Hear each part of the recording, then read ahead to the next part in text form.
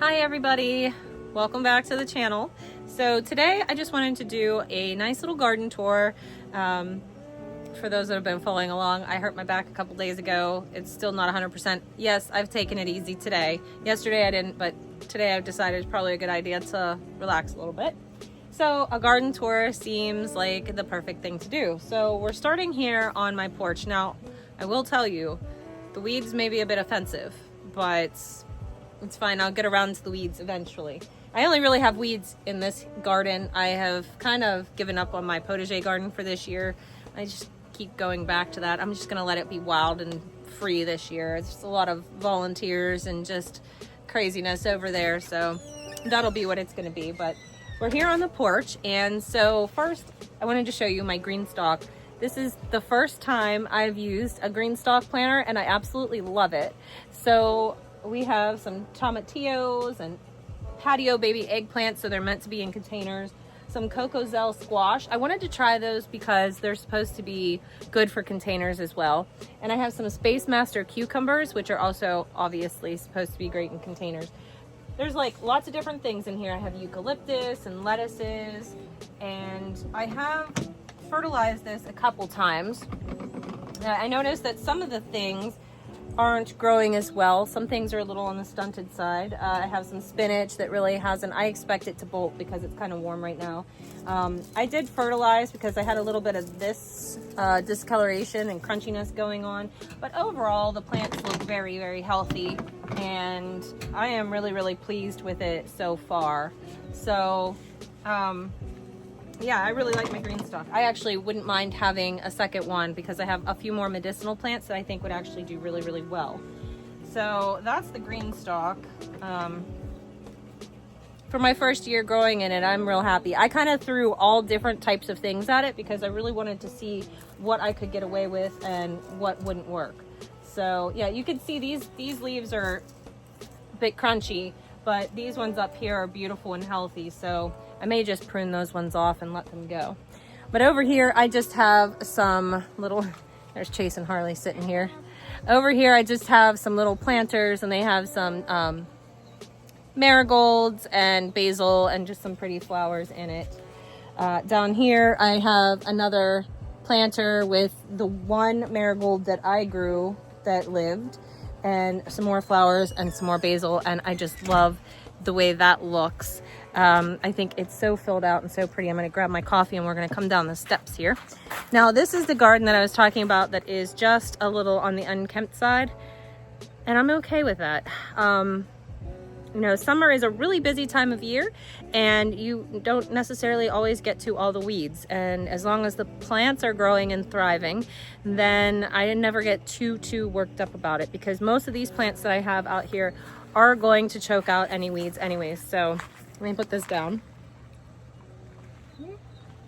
and I'll get to showing you guys what we have going on. So first things first, this bed here is some cabbage and some kale and some weeds. Oh, there are some peppers here. Now, I put the peppers kind of right along behind there, so they kind of be protected a little bit from any, you know, wind or whatever that we get here. This is the front-facing side of the house, and we always get a lot of wind. I just kind of wanted to protect them a bit, and they are nice and close together, so they should be happy with that. They're about to bloom, so that's really great. These cabbages, uh-oh. Do you see it flying around? Where'd he go? There, he's up there. That's one of the first ones I saw this year. So those are those little cabbage moths. And I'm gonna have to keep an eye, because once you see them, then they start damaging things. And I can see already there's a little damage on that plant back there. So I'm gonna I'll keep an eye on it, but if I need to treat with anything, since we do everything organically, I'll just treat with some BT. So you use BT for soft-bodied critters, like worms of different types, and then you use diatomaceous earth, DE, for your hard-bodied critters. So that's what I found that works. So we're gonna keep a really close eye on this. What's that? They're little gnats or whatever. I usually have a really hard time with brassicas and squash in the summer. So squash, melons, you know, anything of that variety, pumpkins. So what I'm gonna show you is a huge win for me this year, and we're gonna stay on top of it, and if I see the pests coming, we're gonna go ahead and take care of them non-chemically, of course, because we're keeping everything organic. But yeah, so over here you might be wondering what this mess of plants is. This is that's Rooker. Rook, stay here.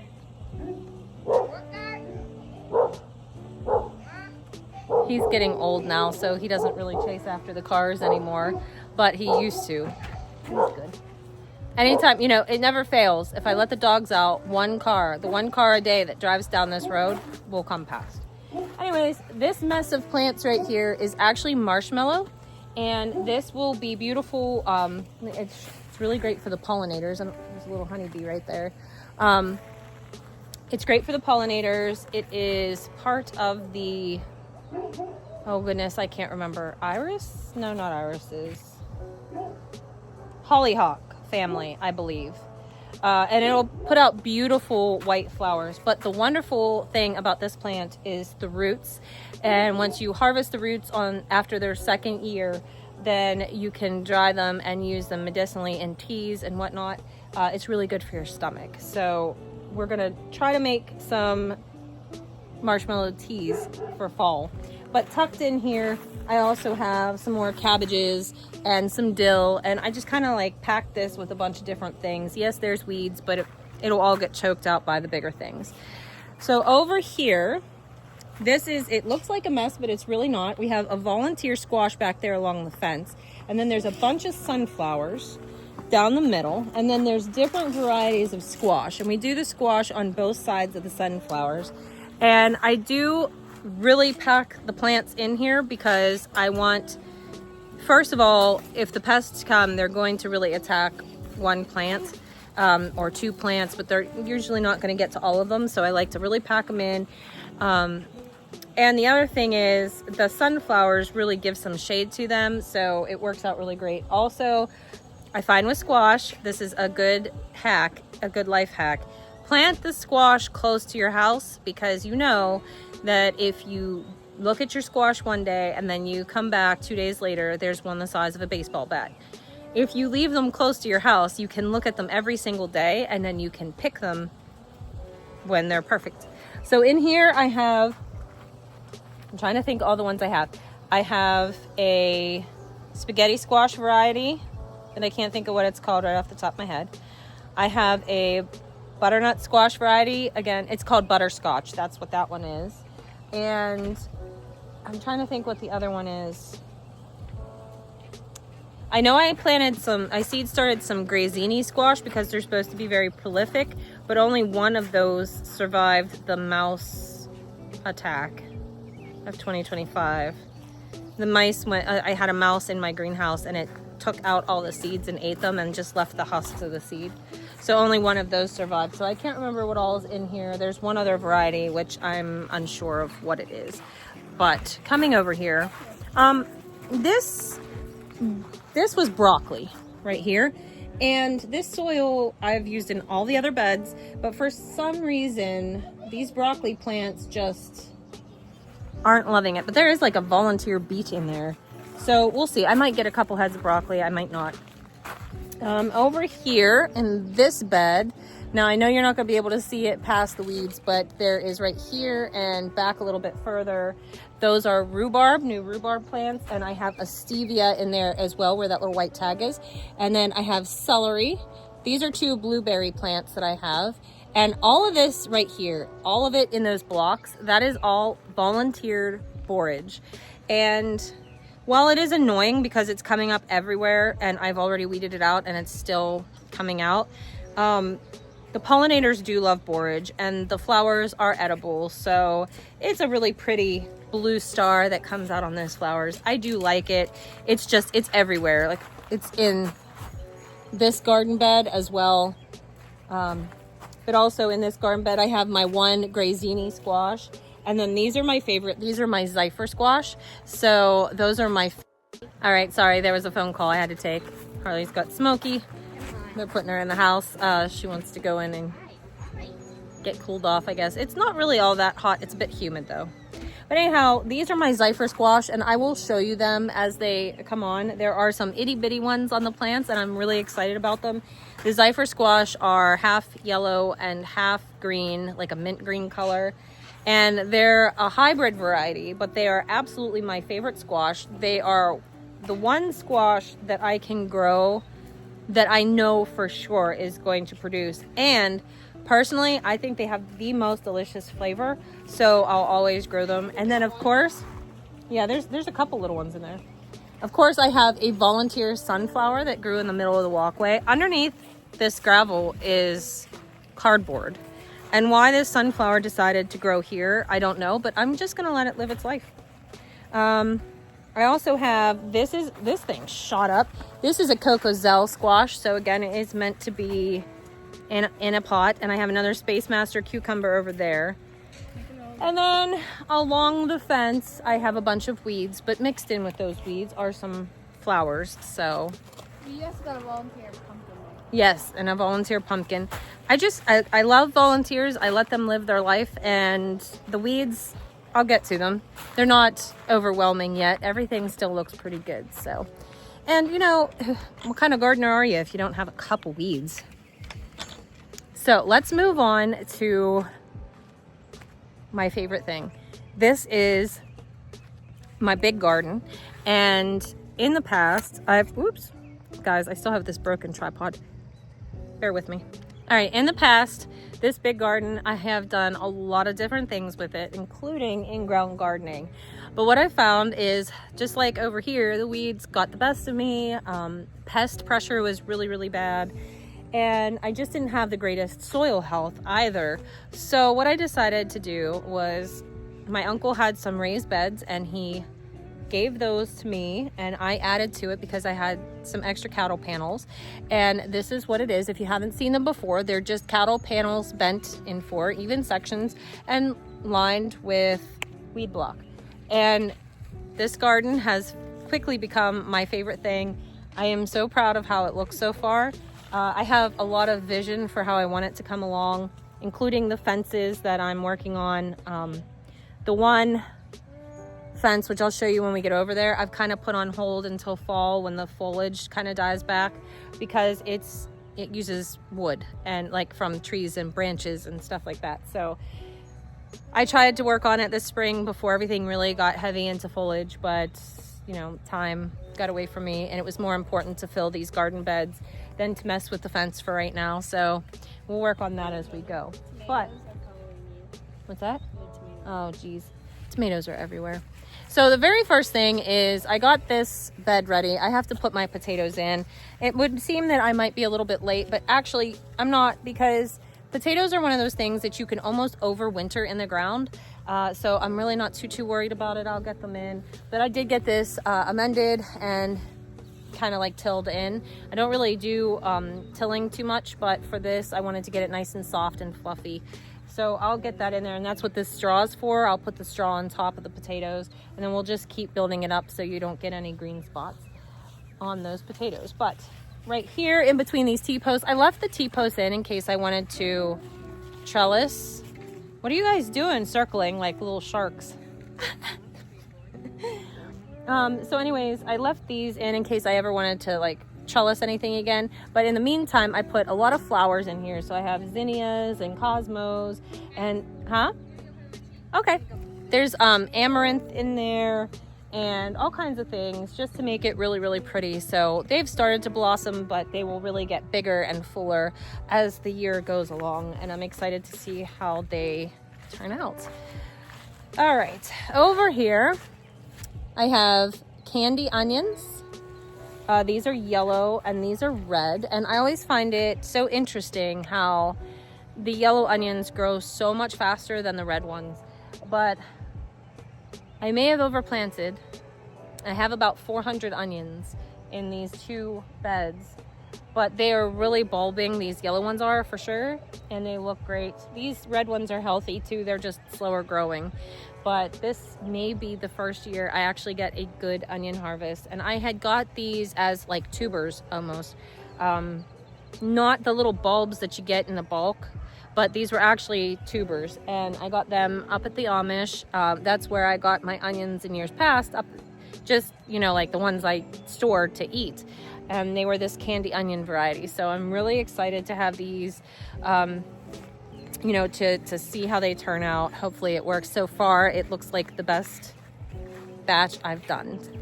So this is, I just keep saying, this is my favorite bed right here. And we have a variety of lettuce that we have been picking from. I have fennel, a couple bell pepper plants, some basil, and it's just so pretty. I just love the way that that looks all together, the different colors and the different textures. It's just really pretty. I'm excited about the fennel. I've never had, again, since I started gardening in 2020, I've learned a lot and grown a lot, and we've been through a lot as well. So the past couple years, we went through really horrid droughts, and our well that we had didn't sustain very well. And since then, we had to put in other water options like a secondary well, a spring, and a rainwater collection holding tank. So now I know that I have water that I'm able to water my garden with, but in the past, I wasn't able to get my fennel to grow properly. It was just always stressful getting things to grow. That's probably another reason why I'm so excited about this year's garden, because everything is lush and beautiful and growing really, really well. So, all right, moving on. This bed here, I have some different varieties of carrots, and they're still small yet, but I'm about to succession sow some more carrots in between, in the rows in between. And then I also have another basil, more bell peppers, and these are those Space Master cucumbers. These 4 beds here are all varieties of beans. I'm gonna also succession sow those as the year goes on. Here we go. But I have Tiger's Eye bush beans, so those will be my dry beans.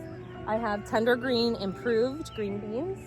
Those are the velour bush bean back here, and some sort of, I don't know whether it was slugs or roly-polies, got a lot of those seedlings, so I'm gonna go in there and re-sow a lot of that. But they're still growing and looking good. And then I have a yellow bean. It's not a wax bean, this is a true yellow bean. So this is the first time I'm trying that variety. I've always done the wax beans, so I'm excited to try these. Over here in this bed, I need to sow the center of it. It's just weeds right now. But over here, I have some echinacea plants. They're still small, so I hope they really grow.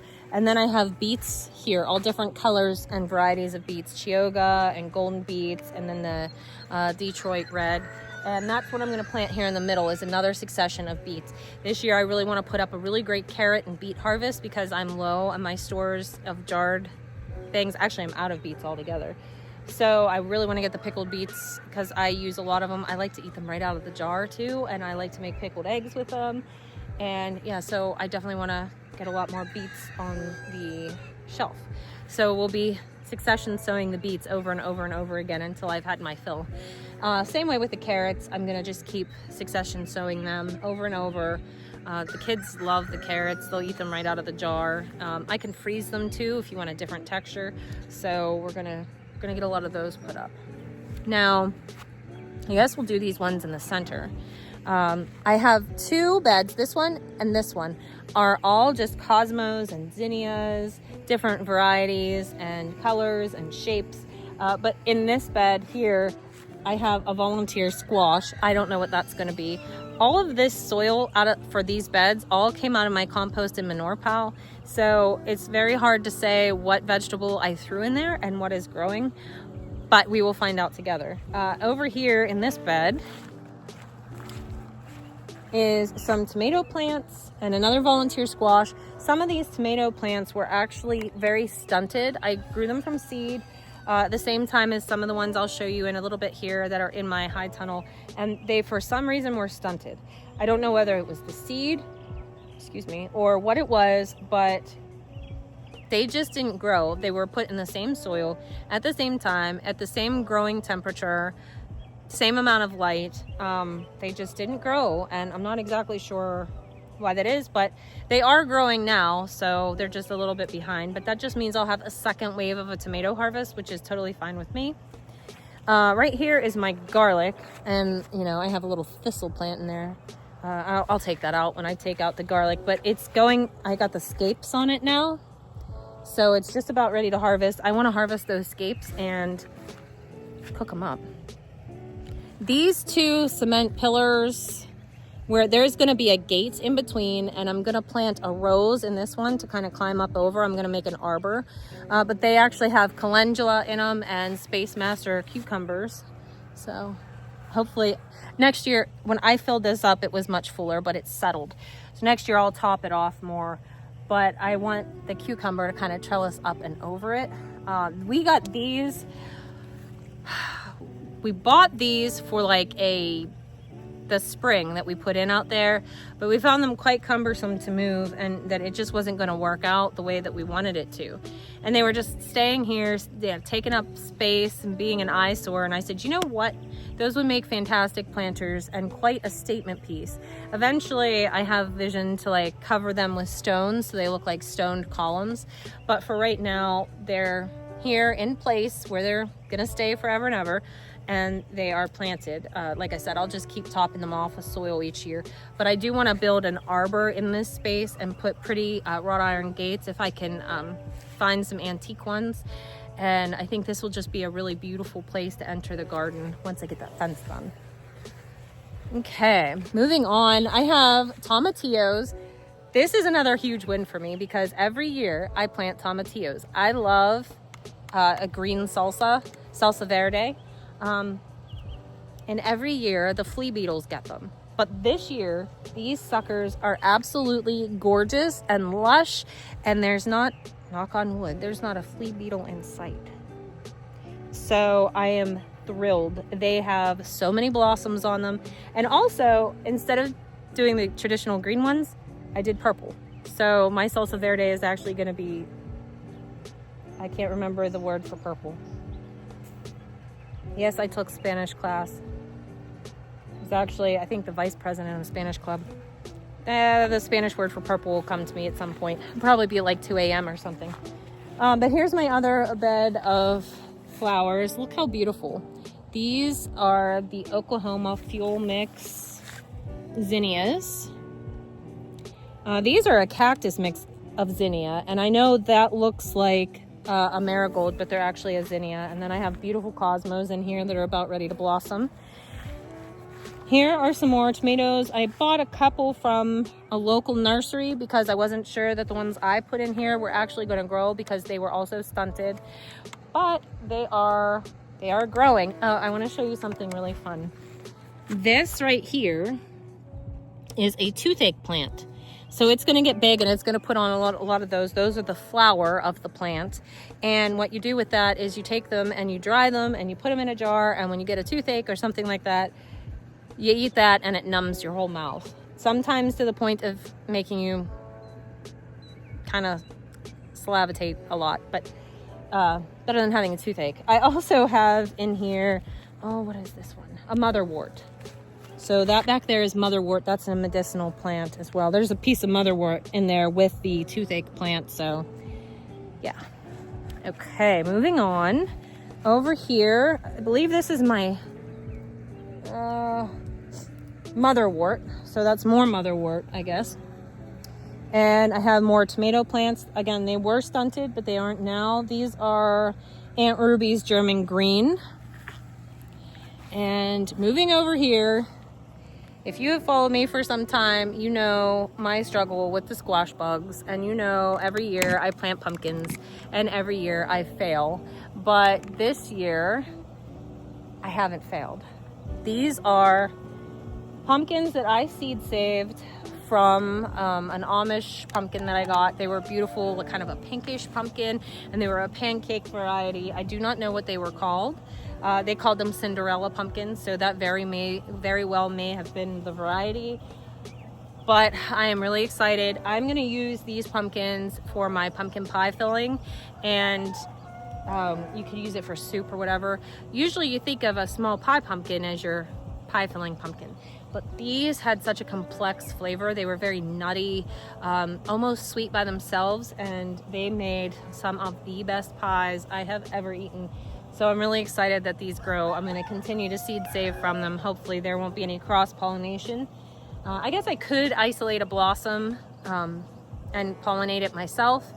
That way I could have a true variety, but there's already pumpkins on these plants. They're little yet, but I'm so excited. I will show you my other pumpkin wins over here further, but these are another variety. There's 6 tomato plants in here. They were, who are you? You're a volunteer. These were all stunted, but they're growing.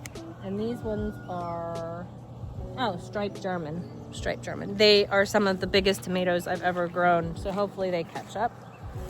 Again, some toothache plants and some more tomatoes that had been stunted. Let me see if I can find what variety these ones were. These ones are, oh, Blue Beauty. So I really hope these ones do well because I have not grown this variety before. This Blue Beauty is actually a decent sized tomato and it will look just like my Midnight Snacks, which were a cherry tomato, and I actually didn't grow any of those this year.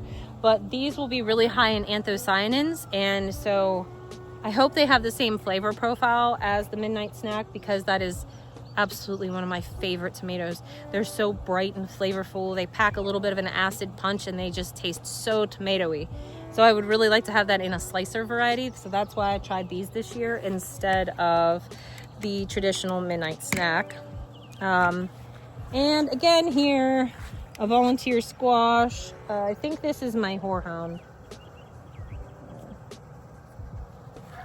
Let me see, I got a tag here. Yeah, horehound. So you know those candies that you can get in the little white bags? Horehound is a really popular flavor and it's really great for cold season. So I'm hoping to be able to make a horehound tincture, or maybe see if I can't actually make some candies with a simple syrup that I would make out of these. We'll see how ambitious I get. But I also have some tomatoes in here, and these are Kellogg's Breakfast, which was one of my favorite yellow tomatoes. These guys are pretty behind, but I hope they catch up because the Kellogg's Breakfast is a wonderful, wonderful tomato. Moving right along over here, I have some melons on this side, and I think this is cauliflower here. As you can see, when I first planted them, I had some pest damage, but they seem to have sprung back from that, so that's good. My melons were a bit stunted because when I planted them, we had warm weather, but then all of a sudden we got like this cold snap and they stopped growing. But they're starting to pick up again, so fingers crossed. These are Crimson Sweet and Yellow Petite watermelons that are here. And then again, I think this is just some more cauliflower I have growing along. I have weeds, it's fine. Here again are some pumpkins. I'm just thrilled. I have this front one here as a Mesquite de Provence. It's a French pumpkin. It's a really pretty copper brown color. I've consistently wanted to plant it. I grow it every year, and every year I fail miserably. I have never got one. So fingers crossed this is the year. The other pumpkins in this bed, all the other plants are Kaki hollis, however you pronounce it. The seeds on those, this pumpkin is really grown for the seeds, even though the pumpkin itself is palatable, but the seeds are hollis. So if you like eating pumpkin seeds like we do, we like adding them to granola or just eating them as a snack, they won't have the shell on the outside. So it's just like the green, soft, tender inside. So we're excited to try those. I brushed Freya and Olive. Oh yeah? With the fry spray. Yeah. Freya zoned out. Oh yeah? Midway through brushing her. Then when I stopped, she looked at me. Yes. And I brushed her again. She zoned out again. And Olive, I brushed her. She didn't like it. No. Well, she didn't like a fly spray part. Yeah. Well, goats don't typically like the Freya fly loved spray. it. She liked this fly spray? Yeah. They're babying our 2 goats that are due tomorrow to have goat kids. I don't think either of them are going to actually deliver tomorrow, but I could be wrong. I could be wrong. Both acting pretty weird. Yeah. I like it more yesterday. They just recently got moved into their new goat stall that I built for them yesterday, and the littles helped me clean it out and get it all straightened up. So yeah, we're really excited. But that concludes the big garden section. Now we're gonna come over here to the last part that I'm gonna show you, and this is my high tunnel. I do have some work to do in here, and surprisingly, I have weeds in here too, but that's only because this soil came from outside. I actually got it from up in the woods, which is a great place to get soil as long as you don't mind doing some weeding. So let me turn you guys around because it'll be easier for you to see in here. Guys, so in here I have a bunch of pepper plants. On this side of the row, they're all sweet peppers. So these are sweet banana peppers over here. And I have Tacky's Sweet Ace. Yes, like I said, see the weeds, they come, but they're not too bad. They're not choking anything out yet. I have some Marconi Golds in here as well, which are new to me. Those are mostly new. The sweet banana pepper we grow every year. That's Harley's favorite. Down here, there's more of the golden Marconis. And then I planted some Jalafuegos, which are a jalapeno pepper, but massive. And you can see I got stuff flowering. I think these are Hungarian wax. I try to leave my tag on everyone. Yeah, these are hot Hungarian wax, which is my favorite pepper. And they're really putting on the blossoms. I know they're kind of small yet, and some people might say to like pinch off those blossoms and let the plant grow bigger. But in my particular experience, when I mess with a plant too much, they die. So I'm just not messing with them, and I'm gonna let them do what they will do. They do really like this hot weather in this high tunnel for sure. And then I also have, I think these ones over here were like a hot mix of peppers. So yeah, they're all growing really well, even through all the weeds, which is totally fine. So now this is my only row of tomatoes that's in the tunnel. And these ones, I am so impressed with the vigorous growth of these tomatoes. These tomatoes I planted the same time as everybody else. Same soil, same situation, but these tomato plants are absolutely stunning. I did not prune any of them. I probably will start to prune some of the bottom stuff off. I have to trellis them up here on these strings as soon as I get some jute twine, but you can see how strong and vivacious they are.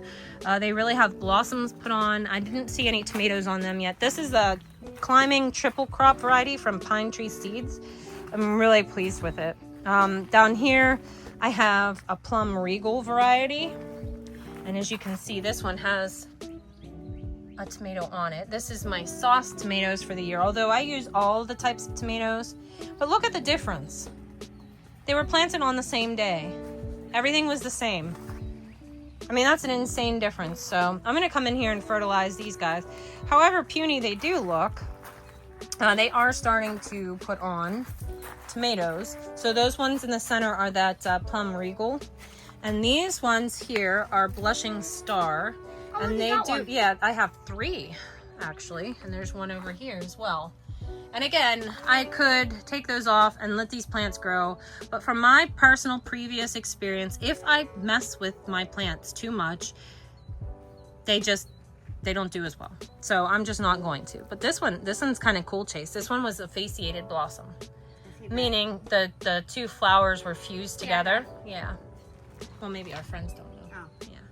So the flowers would have fused together, and that would be like 2 tomatoes turned into 1. So that's the tomatoes in the tunnel. And then these are my cucumbers. And again, with that cold snap we had, they kind of stopped growing, but they're starting to pick up again. So I have some Armenian cucumbers. I have Itachi. The Itachi is actually like a white cucumber. And then down here, these are homemade pickles. So that's what I have. But you can see like these guys are super stunted. They're the same as those. So I really don't know. But I'm just gonna come in here and fertilize everything.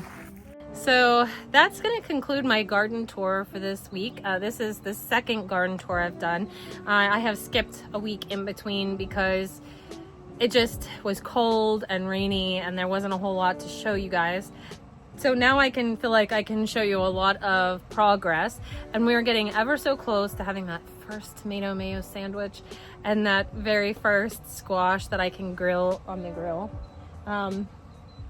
But yeah, I'm so excited with how the garden's turning out. Sorry, my eldest son was coming home and he has his lawnmowers and trailers and everything, so sometimes that's kind of loud. But I'm really excited with how this garden's turning out this year. I feel like it's gonna be my most successful garden, and I have a lot of hope for the future of it. Things that I didn't show you today was my strawberry patch because it is wildly overgrown, but we are getting strawberries out of it. I collect a handful or so every day, and we put them in a freezer bag because I'm planning on using the strawberries and maybe some mint to make jam, or we're gonna be collecting wild berries pretty soon, so we maybe mix the strawberries in with that. Or I have blueberries, so a strawberry blueberry jam might be really nice because this is my first year for this blueberry plant, and I know it's not going to produce a whole lot at once, so we're just going to hang on to them. That's a really good tip if you have a small amount of something that you're harvesting, so that you don't let it go bad. In years past, I was like, oh, I'll just hang on to it, I'll do it all at once, and then inevitably they go bad. So bring it in, rinse it off, put it in a freezer bag, and it will stay until you're ready to use it. We also have asparagus over there, but I've just let it go to seed. That way I can continue to grow my asparagus patch. And my mint and everything else is over there. Mint, and there's Cosmos. The only cherry tomatoes I will have are Volunteers. Those are the only cherry tomatoes I'll have this year, or whatever Volunteers over there. And we've been trying to pull them out, but there's just so many of them. So that garden's kind of just feral, and I'm okay about that. I think it's all right to let it go a little feral. I had a deer problem in there last year, so this year it's kind of stark contrast. I do have some open area. There's some peonies over there, but there's some open area that I have brought up some compost that I can grow in, but it just kills me because I spent so much time and effort putting down cardboard and pea gravel, and now there's weeds growing in my cardboard and pea gravel. And it feels somewhat defeating, but I will overcome, and we will take a tour of that at some point, but I'm in no rush because I'm so enjoying these other spaces. So definitely check back in, because I plan to do garden tours all summer long to show you my wins and my failures. And then I know I haven't posted anything there in a while, but all the things that we take in and we prepare will be done on the Homestead Kitchen channel. So if you haven't been over there yet, please go over and check that out. That's the Homestead Kitchen with Kira, and we will do some putting away the harvest videos and things when the time comes. And this has just been a very busy season of life, and so I haven't been able to get over there to make as many videos as I'd like. But there are some really good things over there, so go check that out and hang out while we catch up. Anyways, guys, that's gonna do it for today. It is a little bit warm out here. I'm gonna go get a cold glass of water, trade out the coffee for water, and probably make some dinner. But I hope you guys enjoyed the tour of our garden as it is. This is June 5th. 2025. So come back, check in, see how it's growing, and yeah, I hope you guys have a great day, and we'll see you in the next one. Bye. Bye.